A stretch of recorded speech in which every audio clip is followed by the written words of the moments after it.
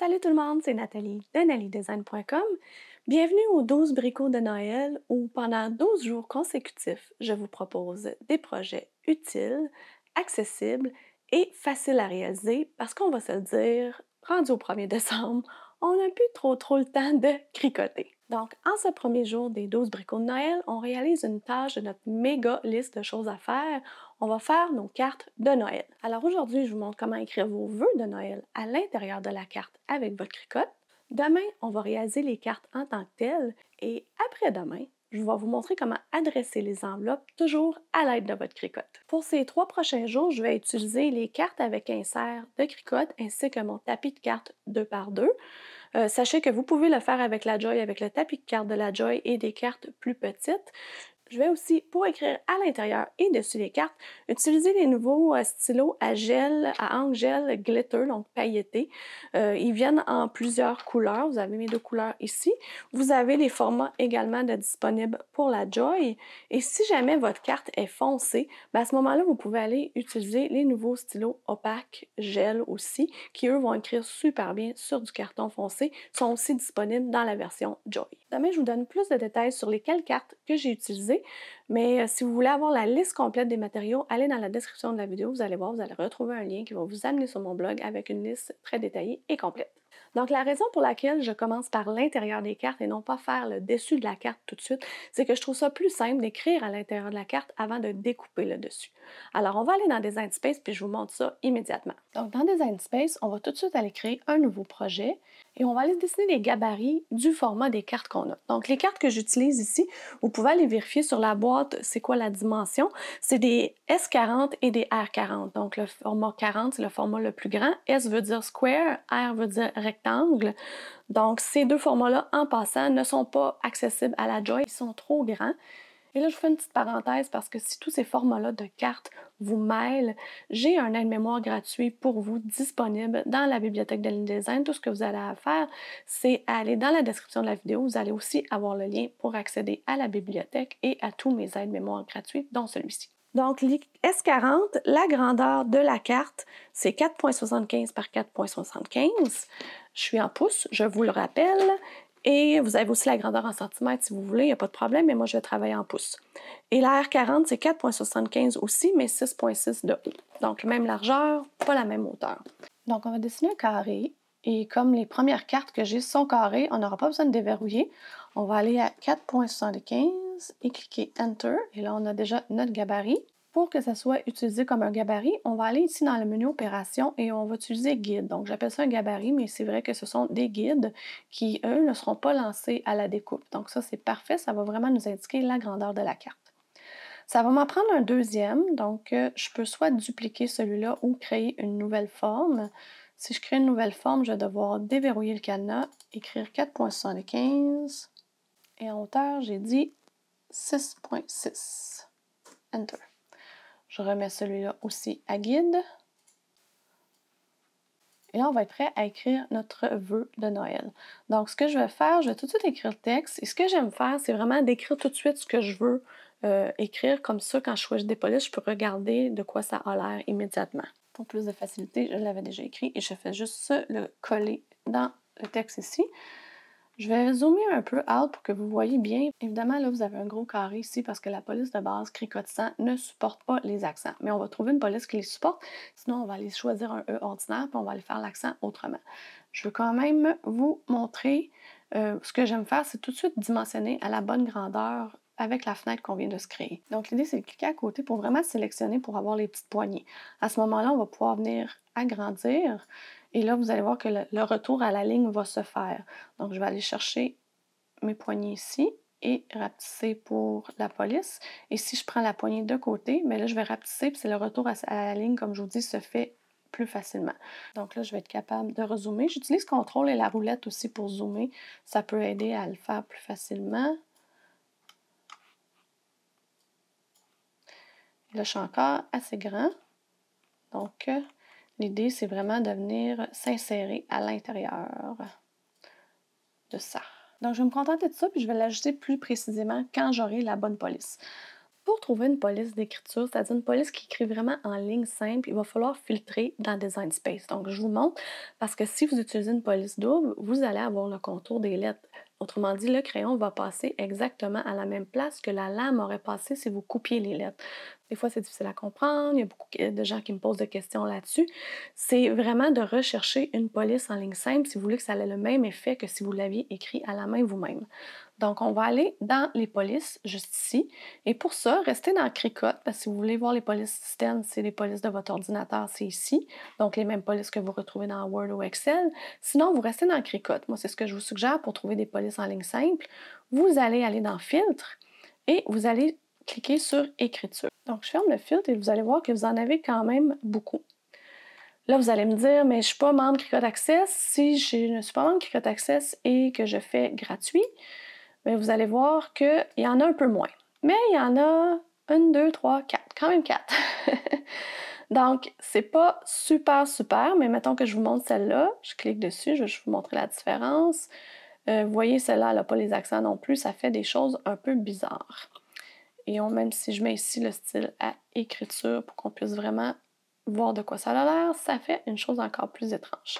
Donc, mettons que celle-là, c'est pas la police que j'aime. Ce que je vous suggère de faire, si vous n'êtes pas membre Cricut Access, c'est d'aller décocher Créner ici. Donc, si je suis encore dans mes filtres, vous voyez que j'ai écriture et gratuit de sélectionner. Je décoche Créner. Créner, c'est vraiment, ça fait que les polices sont vraiment attachées ensemble, ça fait que les lettres sont attachées, collées une sur l'autre. C'est sûr que là, si vous décochez ça, ça se pourrait que vous avez des lettres séparées et que vous deviez les coller une après l'autre, coller ensemble pour vraiment qu'elles aient l'air attachées. Donc, c'est un peu plus de travail, mais là, vous voyez que j'en ai vraiment beaucoup plus. Il y en a une que j'aime beaucoup, c'est Telegram. C'est d'ailleurs celle-là que je vais utiliser pour écrire sur le dessus des enveloppes. Et vous voyez, c'est super joli, puis elle a même les accents. Donc, c'en est une que vous pouvez prendre, puis vous n'avez pas à la coller ou décoller. Elle n'est pas crénée officiellement, mais elle a l'air comme si elle était une police crénée. Donc, c'est une belle option si vous n'êtes pas membre Cricut Access. Si vous êtes membre Cricut Access, comme moi, je vais aller recocher mes crénés, je vais aller décocher ça ici, mon gratuit. Et moi, ce que je veux s'appelle BFC Season. J'ai oublié, je vais juste taper Season. BFC Thankful Season, c'est celui-là ici que je veux pour l'intérieur. Donc, c'est une belle petite police en lettres attachée. Donc, est-ce que cette grandeur-là me satisfait? Je vais aller mettre mon carré plus proche pour me donner une bonne idée. Est-ce que le bonheur et la joie, est-ce que je voudrais avoir ça plus comme ça? Donc, ça, c'est vraiment intéressant. On peut venir jouer et vraiment s'amuser à voir comment on voudrait l'avoir. Je peux aussi l'agrandir si je trouve que mon vœu n'est pas assez grand. Donc, par le coin, je vais aller reproduire une autre fois pour voir de quoi ça aurait l'air dans mon autre carte. Juste ici. Donc, vu que j'ai la même largeur, je trouve que ça fait bien quand même. Il reste quand même de l'espace pour la signature, donc ça, c'est parfait. Quelques petites choses à vérifier avant d'envoyer ça à la Cricut. Assurez-vous que vous avez votre bonne machine de sélectionner. Donc, si vous avez la Joy, c'est la Joy. Ensuite, avec le tapis de cartes 2x2, vous ne pouvez pas faire des cartes de différents formats sur le même tapis. Donc, moi, j'ai 4 cartes carrées à faire et 2 cartes du format A40, le plus grand, à faire. Donc, je vais les faire en 2 fois séparées. Donc, ce que je vais faire tout de suite, c'est de fermer l'œil de la couche de la grande carte. Ça n'a pas beaucoup d'importance ici parce que je n'ai pas changé le texte. Vous voyez, le texte est encore identique, mais si j'avais, je dirais peut-être agrandi le texte ou ajouté des mots ou quelque chose comme ça, puis si ce n'était pas la même chose, ben là, il faudrait que je fasse la différence entre les deux. Donc, je vais juste simplement prendre ça ici et venir fermer l'œil de cette couche-là et l'œil de cette couche-là. Je vais garder seulement le carré. On va appuyer sur le créer. Et là, juste ici, je dois spécifier que je veux sur la on-card mat, sur le tapis de cartes. Donc, qu'est-ce que ça va faire sur le tapis de cartes? Ça va automatiquement placer le sentiment à l'intérieur. Mais par contre, ça l'a choisi du R10 parce qu'évidemment, j'ai rien sur mon tapis à part le sentiment. Donc, moi, je vais aller chercher la bonne grandeur. Je veux du S40. Et vous voyez, ça le place automatiquement au centre. Et je vais aller mettre 4 fois, faire appliquer. Et comme je vous dis, c'est ça, ça le place exactement au centre. C'est peut-être pas exactement ce qu'on veut pour un sentiment. On voudrait que ça soit peut-être un petit peu plus haut. Donc, je vais venir le mettre un petit peu plus haut. Donc, si je veux pas qu'il bouge horizontalement, je peux utiliser Shift. Il va bouger seulement à la verticale. Donc, ça aide pour rester au centre de façon horizontale. Donc, ici aussi, même chose. J'utilise Shift. Ensuite, on appuie sur Continuer. On va parcourir les matériaux et on va chercher cartes. Donc, c'est des cartes avec insert, Alors, si je tape insert, voilà, ça me donne tout de suite. Des fois, il faut vous regarder le nom en anglais parce que là, je vois la traduction. Insérer la carte, c'est pas tout à fait ça, c'est des cartes avec insert. Donc, c'est ce qu'on veut sélectionner. On appuie sur terminer et on va être prêt à tout de suite insérer ça dans la cricotte, mais je porte à votre attention, il y a toujours des beaux messages sur Design Space à regarder. Ça dit de ne pas oublier, et là, malheureusement, c'est en anglais, je ne comprends pas pourquoi c'est pas encore en français, mais ça vous dit de bouger les roues en étoile au centre. Je vous montre pourquoi tout de suite après. Donc, pour installer les cartes sur le tapis, évidemment, il faut enlever la protection. J'aime bien les glisser en dessous. Comme ça. Là, nos cartes sont vraiment faites comme ça. Donc, je vais l'ouvrir, je vais avoir le sentiment ici. Alors, ce que je vais faire, c'est que je vais tourner la carte à l'envers, comme ça, et je vais l'insérer de cette façon dans le tapis. Là, c'est important de bien soulever. Je vais reprendre mes deux mains, ça va être plus simple. Donc, on soulève et on s'assure d'être à côté en haut et complètement au fond.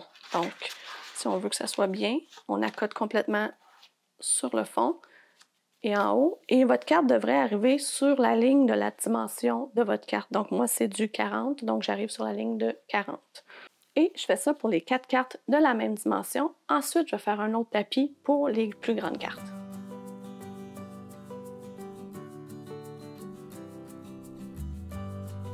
Alors, on est prêt à mettre ça dans la cricotte. Je vais utiliser les stylos en gel glitter là, à pailletter.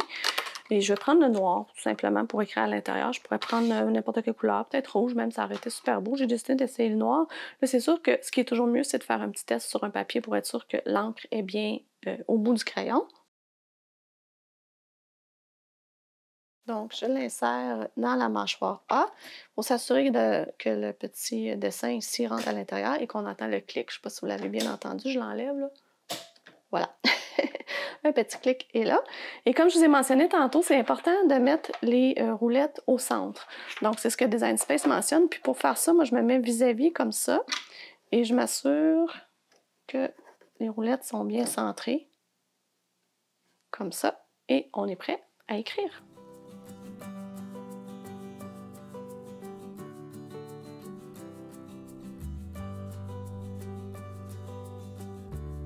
Alors, c'est terminé. Avez-vous vu le détail du brillant de l'écriture? C'est tellement joli, je vous l'approche, je ne sais pas si vous voyez, mais ça reflète vraiment bien. C'est sûr que c'est vraiment plus beau que si je l'avais écrit à la main.